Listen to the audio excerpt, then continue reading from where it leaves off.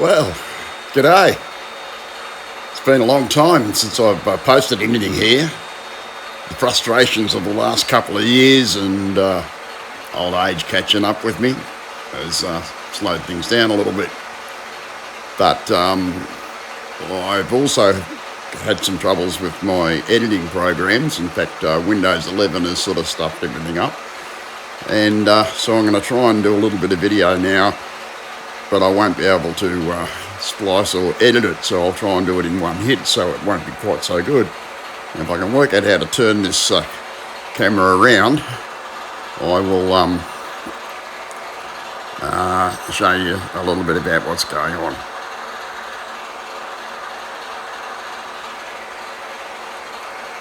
No, it's not going to work, so I'll have to stop and start again. Okay, let's see how this goes. There's a lot of stuff hasn't been shown to you. Coming back to Wanganella, please excuse the mess, but it's very, very much work in progress. Our team's been putting together some scenery. This is the approach to Wanganella with the standard gauge in the background.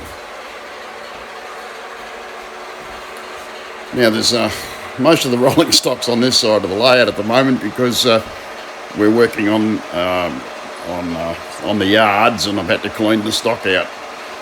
I don't like handling the locomotives off the track, so I drove them around and I've got rid of them over here.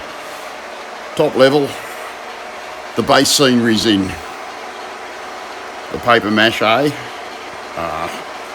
very, very hard. It's been coloured and it's about to have the scenery applied. Same with the bottom.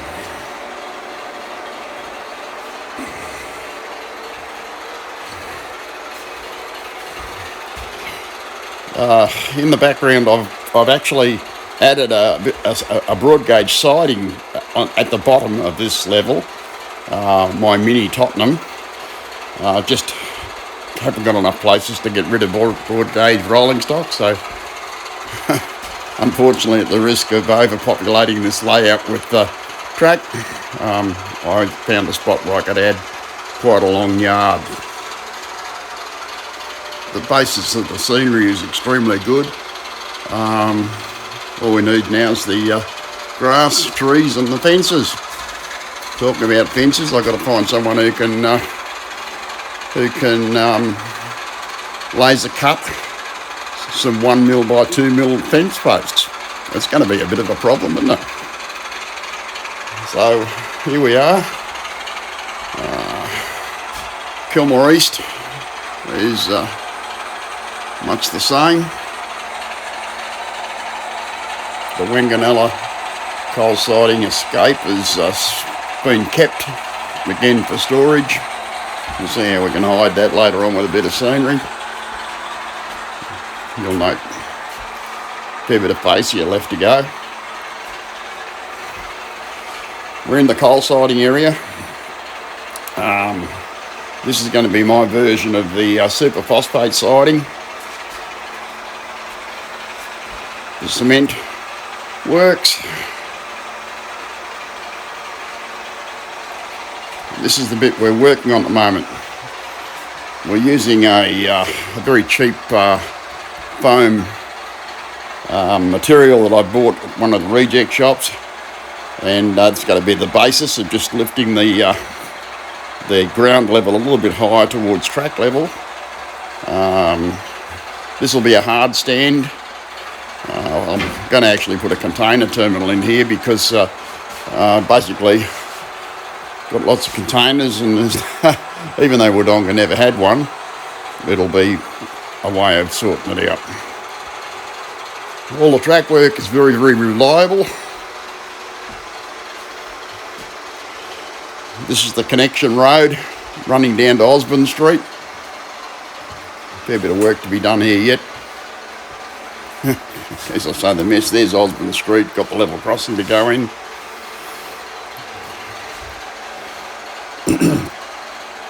Yeah.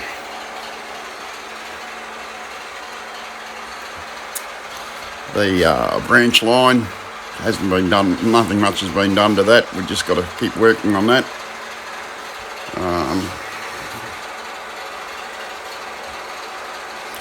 Let's see if I can swing around here without blurring your vision too much. Oh, Graham's done a little masterpiece here.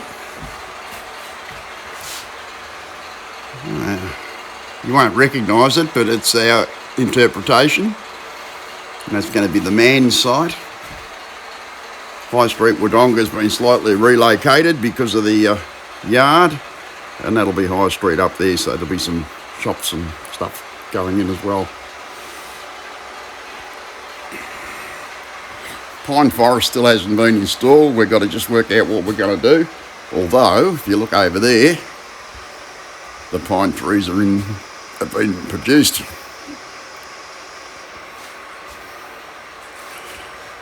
We've done an upgrade up here. The girder bridge has been repaired. The track has been adjusted with a bit of camber in it to allow the brass steamers to go around. And then we'll soon be able to put the pine trees in. Now, although we've had a lot of reliability, we've had a couple of years of persistent track problems. And one of them might be the real reason why our command station has been overheating so much. I found I had to remove this piece of track. This crossover should have had insulators put here, and for some reason, I don't know why, they weren't put in. And although this has run for a long time, something we did recently changed and it defaulted. What I suspect has happened is on the other side of Bataguinea, we put a loop in. There it is there. You can see that? A standard gauge loop. And there's the points. Now, it looks like because the juices on that crossover require full insulation, and then the juices switch the frogs, right? When you're using either side of the crossover, it looks like that whole section of track there may have been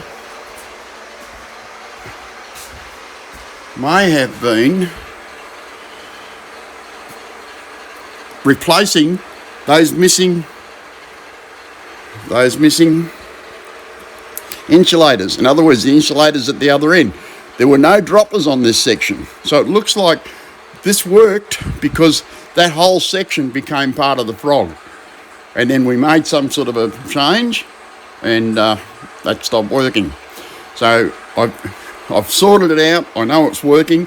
Just got to do the track laying this afternoon and get that working. And that will be so good. Now, we've been having some pretty serious problems with what I thought was shorts. But in actual fact, I've got many circuit breakers throughout this whole system. And see if I can do this without blurring your vision a bit. Yeah, there you go. The control panel here, it's all isolated. Every one of those isolation switches has got a circuit breaker behind it. Now, down here, so if I can get down here, is an 8 amp command station, and underneath that a power supply. Now that command station, if I can pull it out, after half an hour, that command station, you couldn't touch it. It was so hot. And I think it's just the Digitrack's way of trying to overcome shorts. And finally it'd get up to, as you can see, over 4 amps. It's an 8 amp controller, command station, but at 4 amps it would overheat and it would short out. Now I have put a very large 240 volt fan on, and it's blowing a fair bit of heat through the system and cooling it down. So we may have solved the problem, although the shorts still kept happening. There's some circuit breakers up there. Track reversers, temporary, I'll have to sort them out. So since I've pulled the Battagini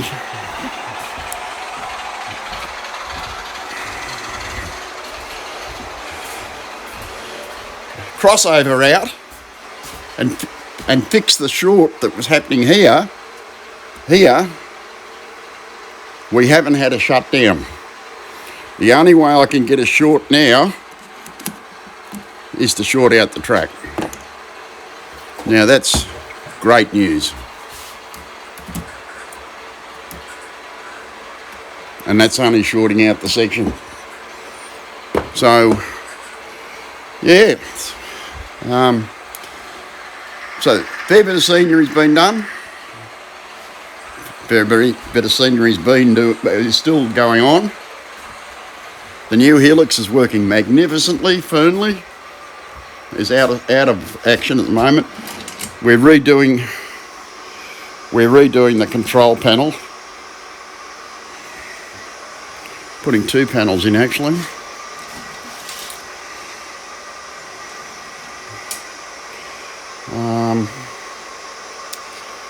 And that should be a lot better. Some of the finished scenery we've got. Always when I was travelling up and down the main line, I'd get to Glenrowan and look at those apple trees and say, oh, those apples are looking right for picking, but we never ever stopped, so I never got any. But I built Glenrowan apple orchard on the sign on the branch line, and up there's some more apple trees to finish populating it. Yeah, Albury's had a few problems. I'm actually using this part of Albury here as a bit of a wagon repair centre. Got to make new controllers,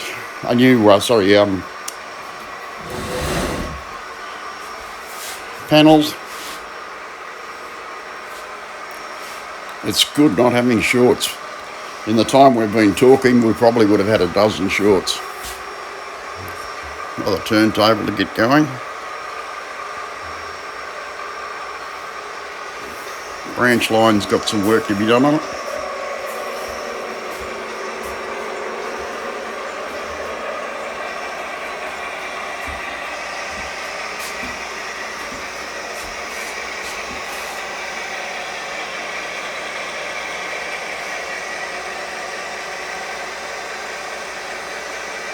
Albury's still pretty populated. We're going to have to do what we're doing to coal siding over here as well.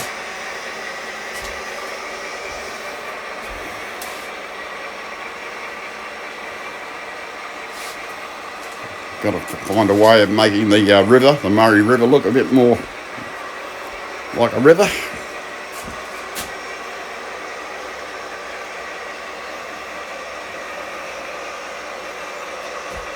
One of our military convoys going through town, training up the new drivers.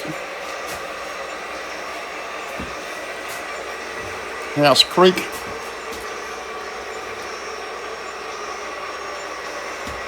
Haven't worked out where the zoom is on this yet. We'll get to it. Standard gauge access for the stock race.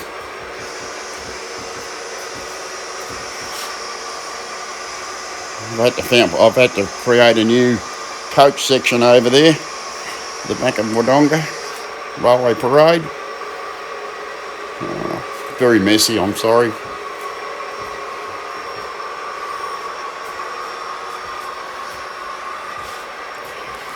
Wodonga Station. The goods shed, a bit disguised at the moment. Running out of room, of course. Only got one track behind the goods shed.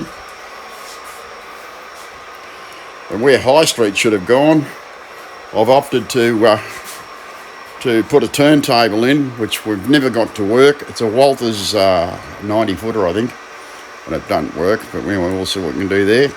And as well as that, I've put a representation of the old carriage shed, which used to be way up the other end of the yard. But anyway, we've got this round area on the curve down into the coal siding that wouldn't have had anything to go into it. That's why we've put things down here.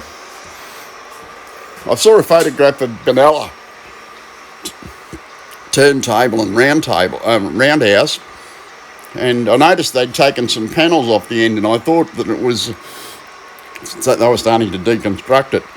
But I later heard that they took the tin off the roof because when they were servicing the diesels in it, the diesel fumes were causing a bit of problems. Apparently the steam heat rose better, and the steam was able to get itself out, but smoke from the steam engines were able to get itself out, whilst the diesels were giving a bit of trouble.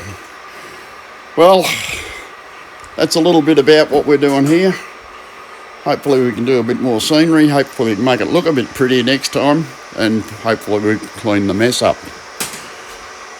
So, cheers for now.